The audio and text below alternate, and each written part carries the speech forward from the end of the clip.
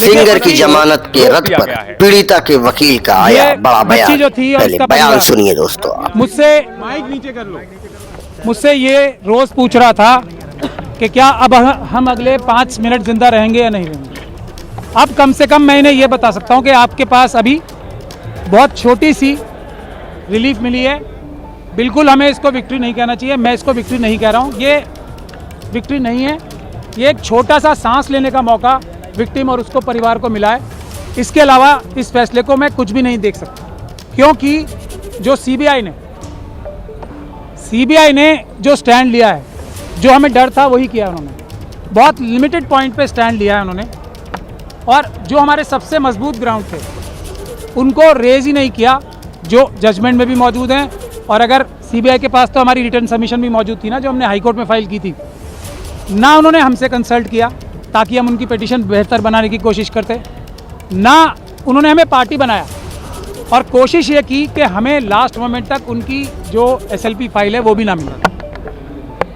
तब आज भी, लेकिन मैंने आपको पहले भी कहा है, इस बच्ची और इसके परिवार के खिलाफ इतने ज़्यादा अत्याचार हुए हैं, इतने ज़्यादा सबूत मौजूद हैं कि अगर इतनी सी भी बात की जाएगी ना, तो कोई भी जज, कोई भी अदालत इस बच्ची के ही पक्ष में फैसला देगी। और इसीलिए इस जजमेंट को हम क्रिटिसाइज़ कर रहे थे कि ये जो दिल्ली हाईकोर्ट की जजमेंट थी, वो इतनी महान दयालुता जो दिखाई थी इस कॉन्विक्ट को, कुलदीप सिंह सेंगर को, जिसको मैं बोलता हूँ एप्स्टीन गैंग के मेंबर हैं, वो इंडियन एप्स्टीन गैंग के मेंबर हैं, उनके बहुत बड़ा गैंग भी है। और आज आप लोगों ने अंदर भी देख लिया होगा कि हम लोगों की संख्या इतनी सी थी उन लोगों की संख्या के आगे, और हमें दोनों तरफ से मुकाबला करना पड़ रहा था, इस तरफ से भी और उस तरफ से। तो टेक्निकल ग्राउंड पे आज कोर्ट ने फिर भी हमें मेन मेरिट्स पे सुनने का मौका, सुनवाई करने का मौका नहीं दिया, क्योंकि हमने ये कहा था कि जो सीबीआई ने बोला है वो टिप ऑफ द आइसबर्ग है। हमारे पास अभी मेजर पोर्शन है जिसमें ये पब्लिक सर्वेंट की बात तो बहुत छोटी है ना, पब्लिक सर्वेंट के अलावा ये person in dominance in control है, क्योंकि इसी जजमेंट में लिखा हुआ है कि कुलदीप सिंह सेंगर साहब ने पंचायत होल्ड करके सबको बुलाया था अपने सामने, और ये बोला था कि केस फाइल करो या ना करो ये मैं तय करूंगा। इस तरफ की बातें इसी जजमेंट में लिखी हुई। तो हमें ये भी बोलने का मौका नहीं मिला, हमें ये भी बोलने का मौका नहीं मिला कि जो दूसरा मेजर इशू है जिस वजह से ये सस्पेंशन दी गई थी, तो वो इसलिए दी गई थी कि सिर्फ 7 साल की मिनिमम सज़ा है। अब जब मिनिमम सज़ा इतनी है तो इसको छोड़ देना चाहिए। ये एक ग्राउंड था जो हम चैलेंज करेंगे भी, अभी क्रिटिसाइज़ भी करेंगे। तो मैक्सिमम पनिशमेंट देखी जाती है ना, ये कोर्ट, कोई भी हाई कोर्ट ये फैसला तभी दे सकती है जबकि वो डिटेल में फैसला दे कि इसमें मिनिमम पनिशमेंट से ज़्यादा दी नहीं जा सकती। हम ये भी नहीं बता पाए, मैं भी आपको 3-4 पॉइंट ही बता रहा हूँ। हम ये भी बताना चाहते थे कोर्ट को कि जो थ्रेट परसेप्शन की बात की है वो बिल्कुल परवर्स है। इस बच्ची के तो पिता को मारा गया, इस बच्ची के साथ गैंग रेप किया गया, इस बच्ची के वकील को मारा गया, इस बच्ची के मौसी चाची को मारा गया। उसके बाद भी जब अपील चल रही थी, उस दौरान भी जब सिक्योरिटी विड्रॉ करा ली सेंट्रल गवर्नमेंट और स्टेट गवर्नमेंट के बड़े बड़े वकीलों ने यहाँ पेश होके, तब भी 2-2 FIR कराई।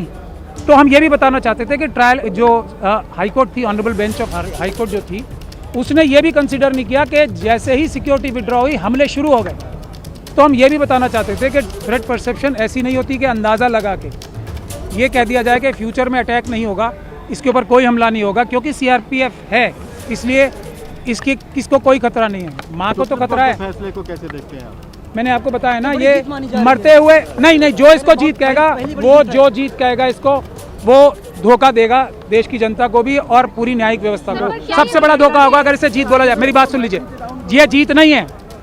जीत क्या है? इस बच्ची की क्या जीत होगी?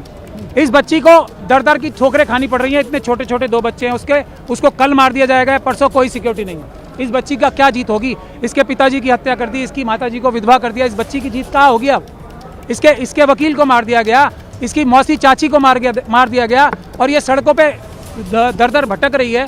इसकी जीत होगी क्या? इसकी क्या जीत? मैं CBI ने हमें पार्टी नहीं बनाया।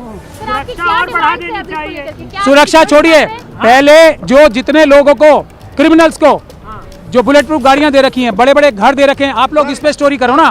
क्या ये बच्चियां? नहीं, मैं अब एक मिनट बता रहा हूँ, एक मिनट पहले एक लाइन तो बोलने दो। हाथरस की बच्ची है ना, जब वो भी मरने लगेंगे तभी तभी उनका भी ख्याल होगा, उसका परिवार का कोई ख्याल नहीं हो रहा ना। ये हमारी, बस लास्ट टाइम बोल लीजिए, ये हमारी सिस्टम का फेलियर है, हमारी सोसाइटी का फेलियर है कि हम 2 दिन 4 दिन तो किसी इशू के बारे में एक्टिव रहते हैं, उसके बाद निरंतरता नहीं होती। यही जो गिद्ध है ना एप्स्टीन गैंग के, ये बात इस बात को जानते हैं कि 5-6 दिन, 1 महीने से ज्यादा देश की जनता भूल जाएगी, क्योंकि अपनी परेशानियों में मुब्तला हो जाती है।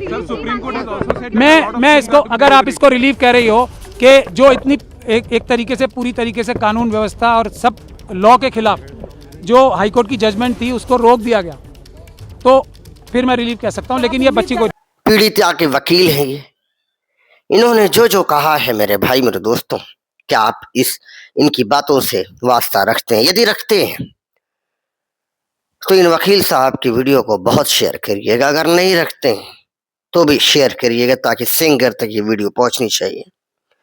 बाकी मेरे भाई मेरे दोस्तों, ये देश का कॉन्स्टिट्यूशन और देश का लॉ से मोहब्बत आपको भी है और हमें भी है।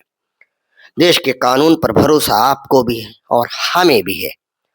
विक्टिम को न्याय मिलेगा ये सोच रखने वाले आप भी हैं और हम भी हैं। देश का व्यक्ति, देश की लड़की, देश की बच्चियां, देश की औरतें, देश की महिलाएं, देश की बेटियां सुरक्षित रहें, ऐसा आप भी सोचते हैं, ऐसा हम भी सोचते हैं। मेरे भाई मेरे दोस्तों, आप इस पर क्या राय रखते हैं, क्या विचार रखते हैं? कमेंट बॉक्स में अपनी प्रतिक्रिया दीजिए और बताइए आप कि इस बच्ची को, इस बेटी को, इस बहन को न्याय मिलना चाहिए या नहीं मिलना चाहिए। अपनी बात आप कमेंट सेक्शन में जरूर लिखिए। आपका एक एक शब्द हमारे लिए बहुत महत्वपूर्ण होता है, उस बहन, उस बेटी के लिए, उस पीड़ित परिवार के लिए बहुत महत्वपूर्ण। अपनी आवाज उठाइए, कमेंट सेक्शन में लिखिए कि क्या सही है और क्या गलत है। मेरे भाई मेरे दोस्तों, बहनें आपकी भी है, बेटियां आपकी भी है, हमारी भी है, मेरी भी है।